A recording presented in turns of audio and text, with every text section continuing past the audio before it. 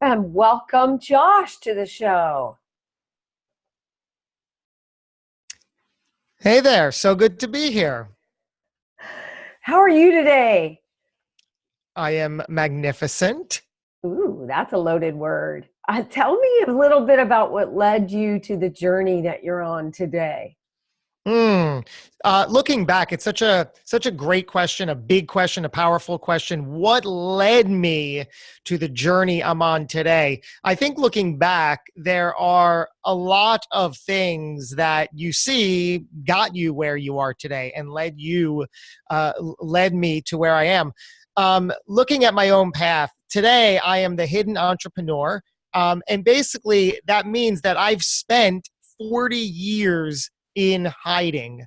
I was hiding every aspect of myself, showing up in every regard, every situation throughout life, throughout business, throughout social, hiding me, hiding all of my power, all of my skill, all of my ability in exchange for being the person that I believed everybody else wanted or needed me to be, basically seeking approval. And that gets very exhausting very quickly. I did that because early on in my life, apparently, I told myself stories about myself that I took on as truth and just believed them. So I needed to attract the people and circumstances in my life to continue to validate that unserving story. And now, years later, I'm able to have taken myself out of that insecure role, self-needy role, and become stronger of a person for it. Was there a certain defining moment that had you sort of wake up into this? Yes. Again, there's all sorts of little moments throughout the course that you can say have, directed you to this space. But the big moment that I always attribute are my two children. Today, I have a beautiful 5-year-old daughter, Danica, an incredible 3-year-old son, Harrison, who have become my everything. Now, growing up, I always thought that I would be a good father. I would enjoy fatherhood. I'd like to take that on. But really, looking back, I never would have willfully taken myself into that role. In other words, I never really would have found myself mature enough or ready enough to go into fatherhood. But as the universe would have it, as God or the higher power you believe in would have it, my girlfriend and I at the time, we were in this committed, beautiful relationship. And she calls me up one day and says, "Are you sitting down?" And I said, "Yes." And she says, "We're pregnant."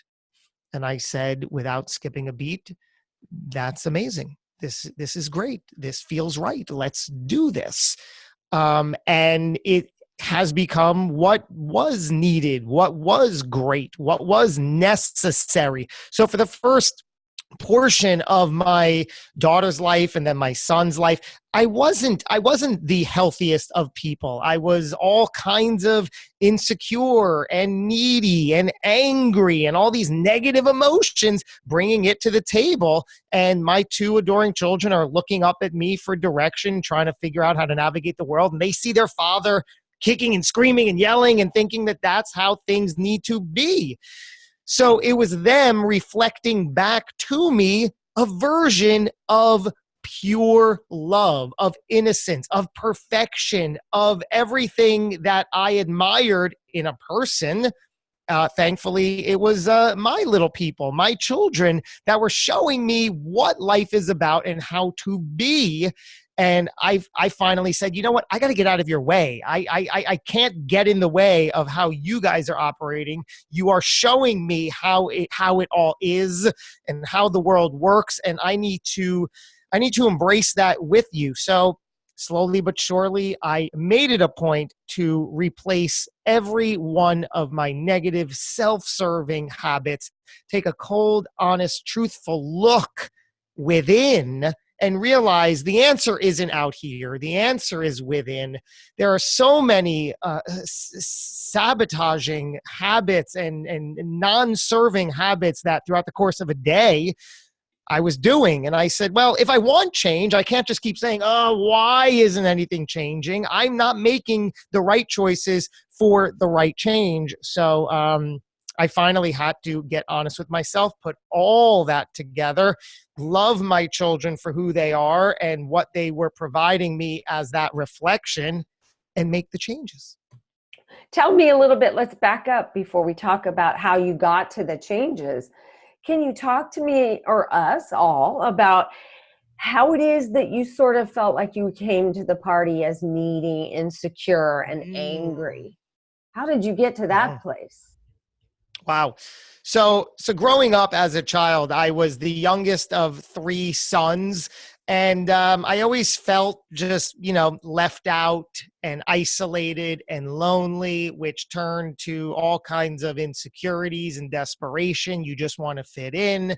And I couldn't find a way to relate to people. I couldn't find a way to relate to the world around me. And the world reflected that back to me. It never really gave me the validation, that external validation that I was so desperately seeking. So I would go out and seek it in a very needy way, not get it, and then the cycle would perpetuate. So then I would tell myself, okay, well, I guess I am not being validated here. I guess this is who I am. I can't connect with people. I'm different. I'm on the outside. I'm isolated.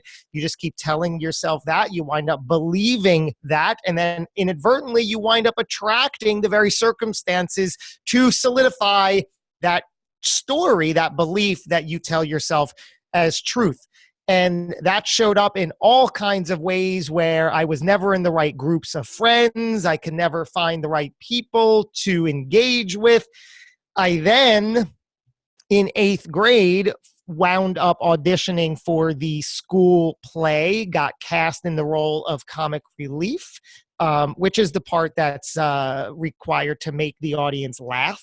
And that was my role. And I got that attention for the first time at that young age in 8th grade. And I was hooked, and I saw hundreds of my school peers there laughing from what I was doing, and I didn't care if they were probably laughing at me, but I didn't care. I got the recognition and the attention that I needed.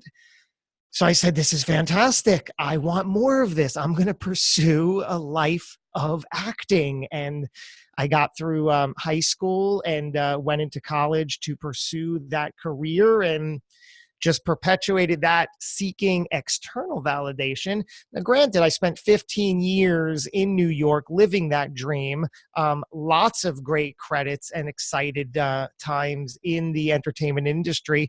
But, at its core, it was a need for external approval and validation that, there's a big stereotype that everybody in the industry is insecure, and I was no different, and it never came. And, it was always short-lived, trying to stroke the ego. And so what had you wake up out of that? So from there, while I was pursuing that whole career, I was always drawn to what became the beginning of the internet. This was in like the late 90s, early 2000s. The internet was just coming onto my radar. So I loved and always desired community. So I hopped on the computer and saw a world of possible community out there. So I guess out of desperation and survival, I wanted to build community online. So I took my knowledge of the entertainment industry, mixed it for my desire for community, and I started building an acting community that had since gone on to be successful. I wound up selling it, which was great. And that's sort of where I learned my entrepreneurial skills really online, and how to show up in that space and build community, build websites, marketing skills, and just started down that path, and created more businesses along the way, trying to make ends meet and trying to put my life in order.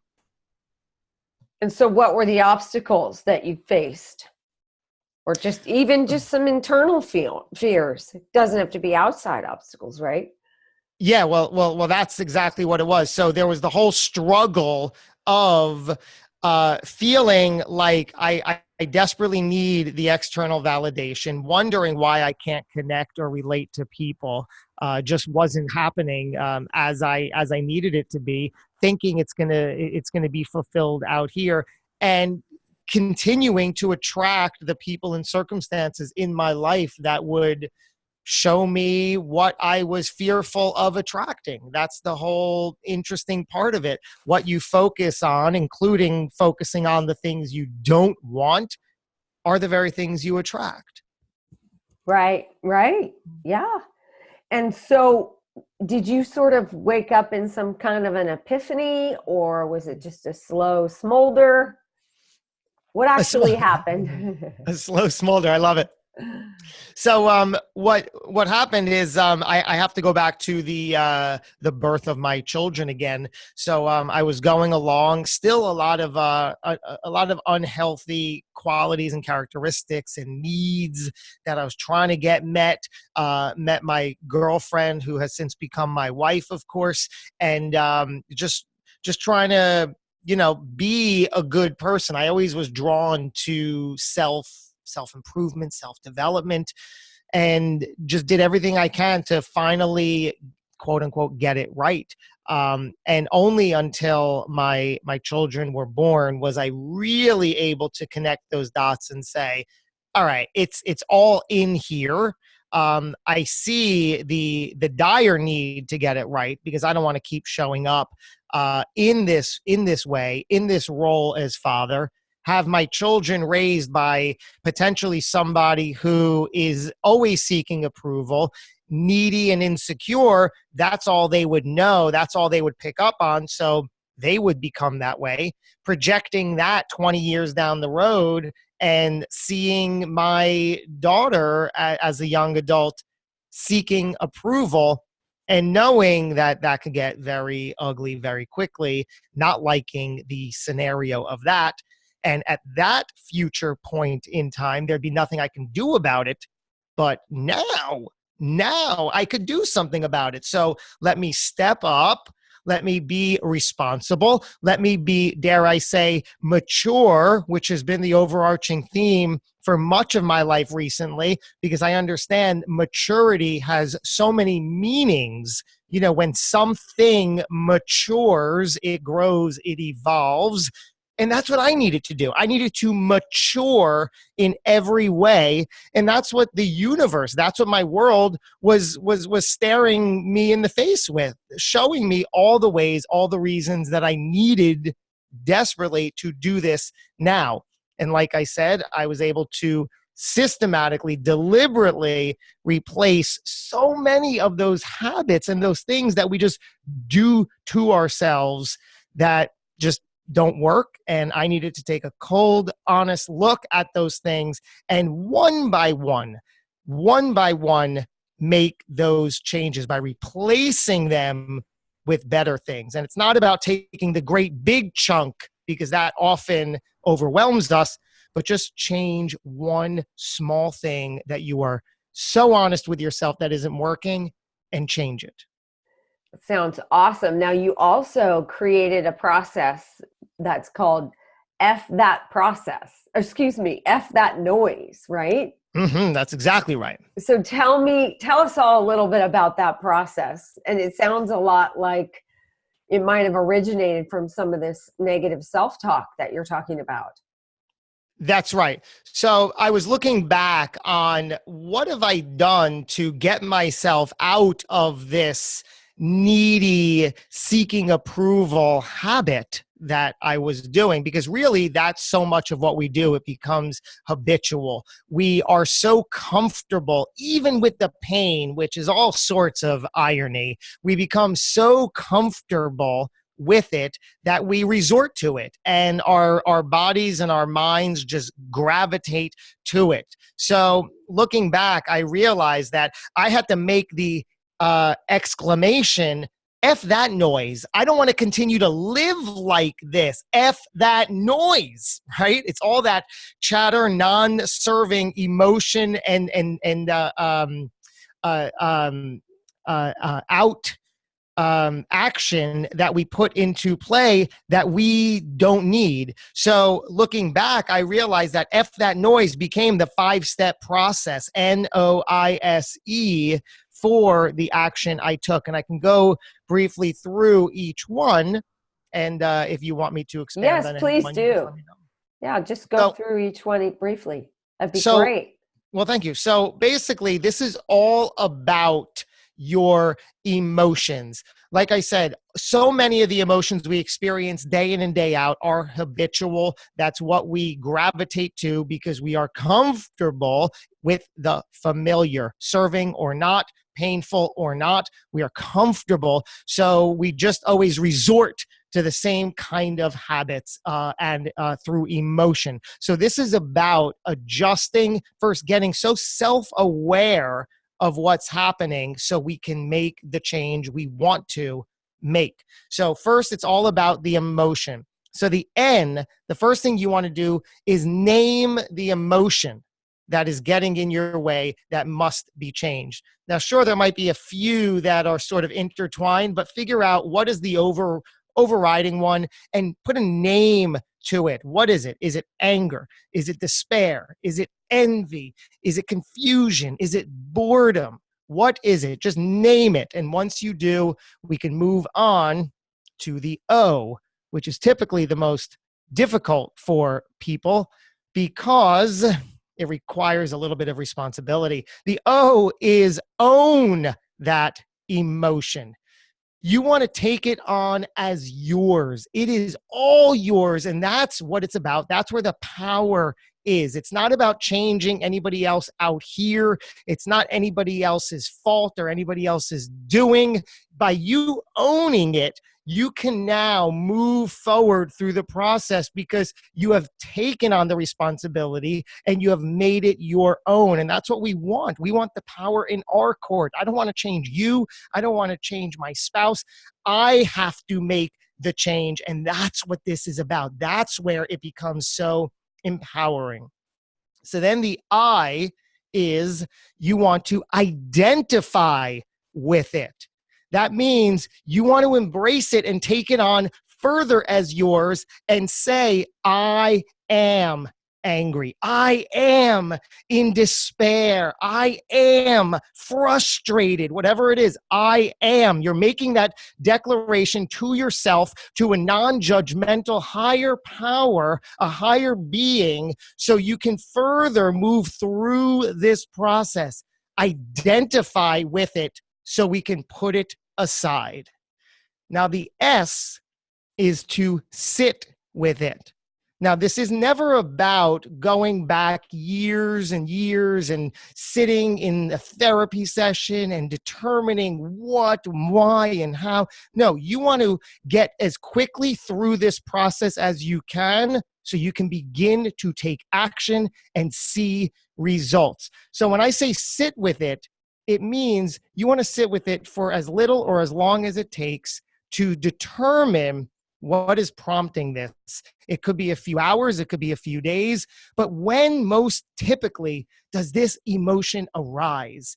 Is it around a certain person? Is it around a certain event, around a certain time of day, around a certain topic, around a certain thing? When does it typically arise?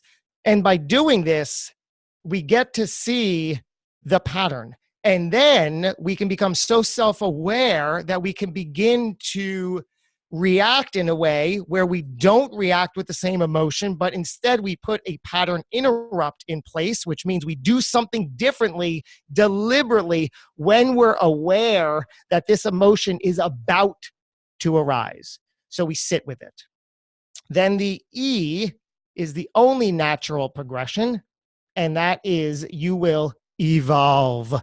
You will evolve into the person you've always known you are and the person you always wanted to become.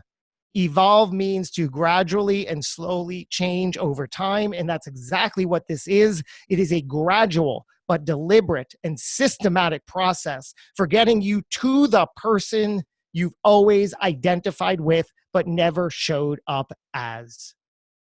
That's awesome. I love it. Very, very powerful. That's awesome. And so what philosophy do you live by? What guides your life?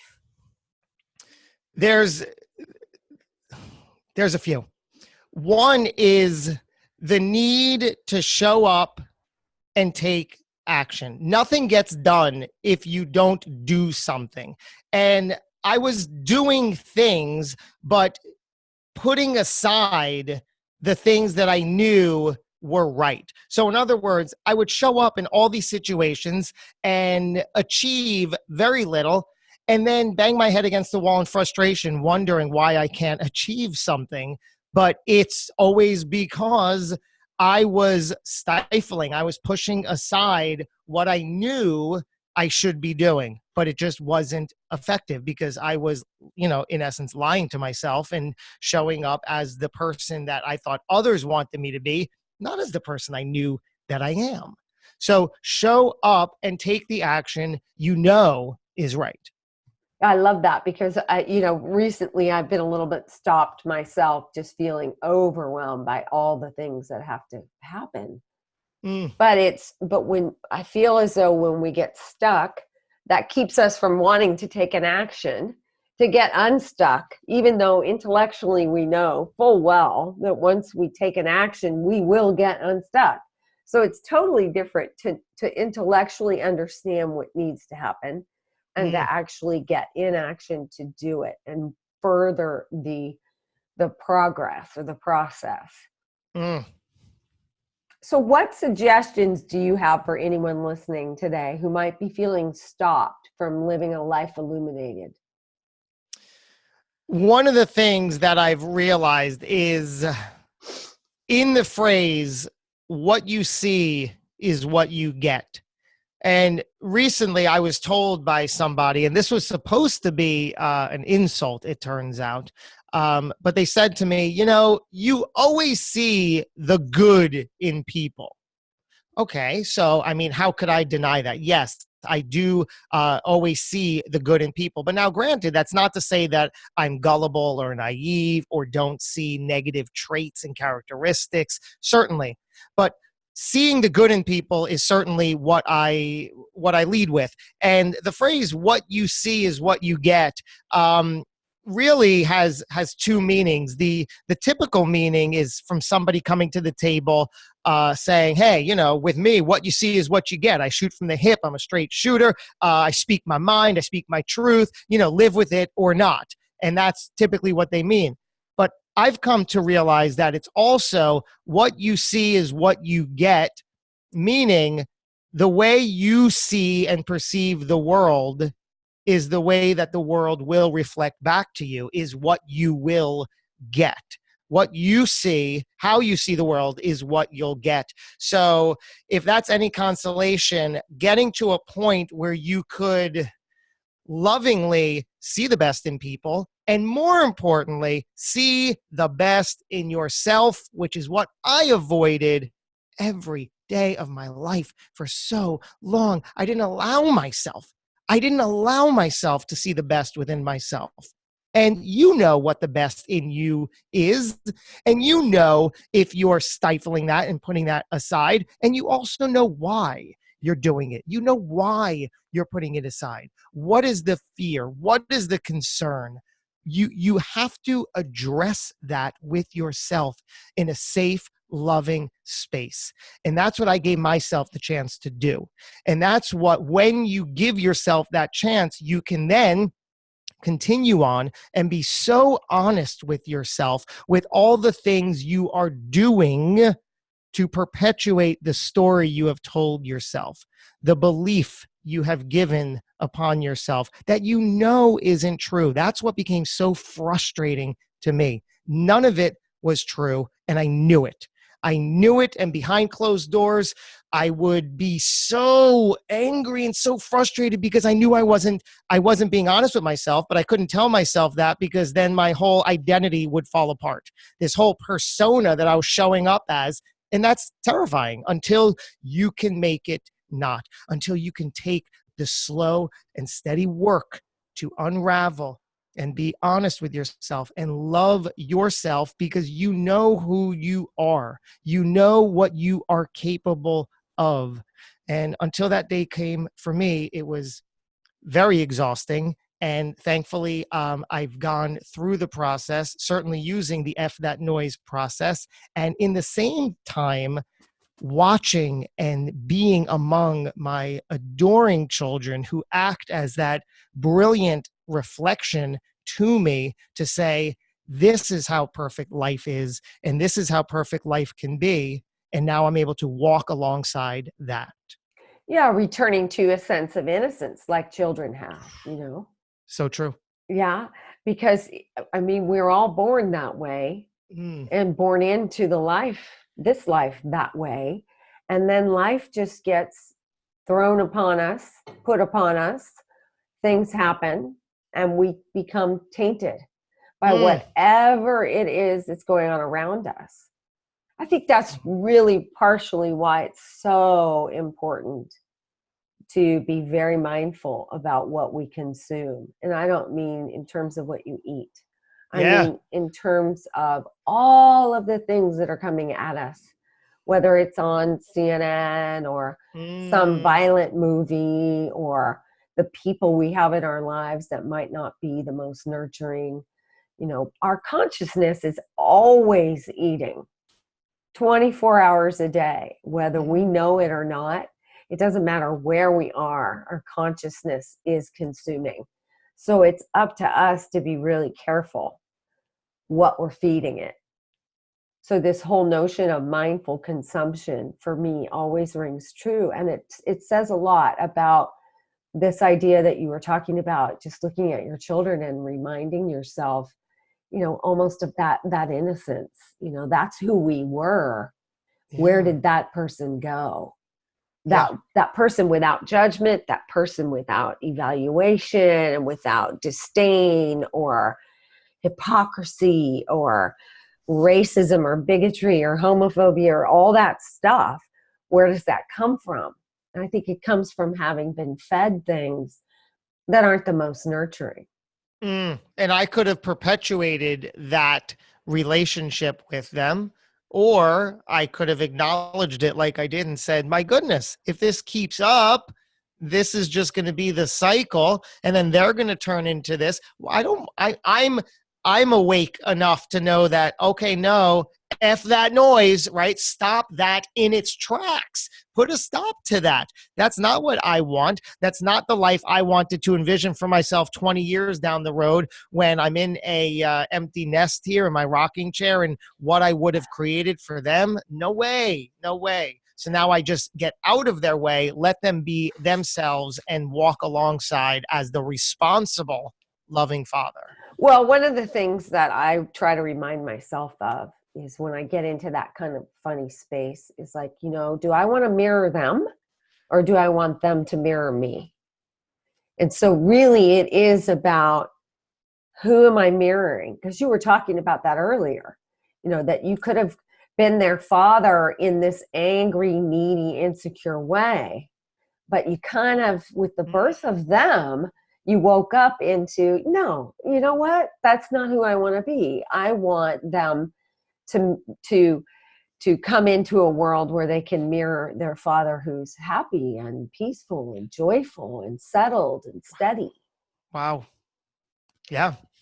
So who do we want to mirror? Because, you know, we have the seeds in our stored consciousness. We have all the seeds. We have the seeds of joy and love and peace and happiness and tolerance and all of that beautiful stuff. But we also have the seeds of anger and denial and bigotry and racism. So really it comes down to, which seeds do I want to water? Do I want to water the seeds of joy and happiness and love? Or do I want to water these seeds of anger and insecurity and overwhelm or whatever? And Mm. either choice is mine in this Choice. moment and this moment and this moment. Every moment I have a choice of which seed I'm going to water. Choice.